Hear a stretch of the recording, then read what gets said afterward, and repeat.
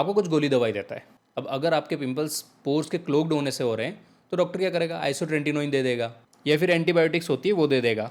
But ये antibiotics भी आप ज़्यादा दिन तक ले नहीं सकते, क्योंकि जब आप इनको लेना चालू करेंगे तो थोड़े दिन बाद आपकी इम्यूनिटी डेवलप हो जाएगी और ये असर करना बंद कर देंगे। उसके अलावा अगर आपके पिंपल्स हार्मोनल इम्बेलेंस की वजह से हो रहे हैं तो डॉक्टर ये ऑप्शन चूज कर सकते हैं।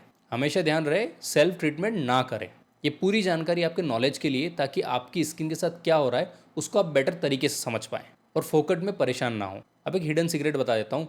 बहुत बार लोग क्या करते हैं, जिंक का इंटेक बढ़ा देते हैं। स्पेशली मेल में देखा गया है कि जैसे वो जिंक का इंटेक बढ़ाते हैं ना, ये एंटी इन्फ्लेमेटरी होता है, तो सूजन कम कर देता है और ऑयल प्रोडक्शन भी कम करता है, तो उसकी वजह से उनके एक्ने में आराम मिलता है।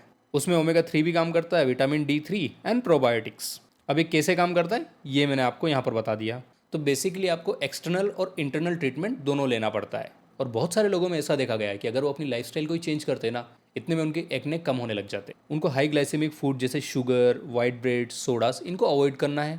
अच्छी नींद लेनी है, टेंशन नहीं लेना है, और फेस को अच्छे से वॉश करना है 2 to 3 टाइम्स, और उसके बाद मॉइस्चराइजर अप्लाई करना ही करना है। अगर आप ऐसे ही छोड़ देंगे तो ऑयल प्रोडक्शन उल्टा बढ़ जाएगा, क्योंकि स्किन ये सोचेगी कि यार मेरे स्किन पर तो ऑयल है ही नहीं। ऑयल बहुत ज़रूरी है आपकी स्किन की नरिशमेंट के लिए। इसीलिए बोलते हैं कि जब भी आप फेस वॉश करें आप मॉइस्चराइज़र ज़रूर अप्लाई करें। आप नहीं करेंगे तो स्किन अपने आप प्रोड्यूस करेगी और फिर वो डिसरेगुलेटेड हो जाएगा, कभी ज़्यादा कभी कम, किसी पार्ट में ज़्यादा किसी पार्ट में कम, फिर आपके पोर क्लोग्ड होते रहेंगे। और जब भी आप पिंपल और एक्ने का ट्रीटमेंट ले रहे हैं तो आपको एक चीज़ मेक श्योर करना है कि जब तक आपका ट्रीटमेंट चलाता है डॉक्टर, आपको तब तक उसको चलने देना है। क्योंकि डॉक्टर जो आपको आइसोट्रेंटिनोइन दे रहा है ना, उसकी वजह से आपकी जो ग्लैंड्स है उसमें से ऑयल धीरे धीरे कम प्रोड्यूस हो रहा है।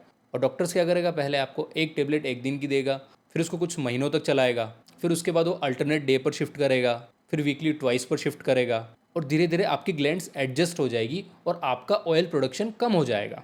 और उसके साथ आपको जो भी टॉपिकल क्रीम्स दी जाती हैं वो भी आपको यूज़ करते रहना है।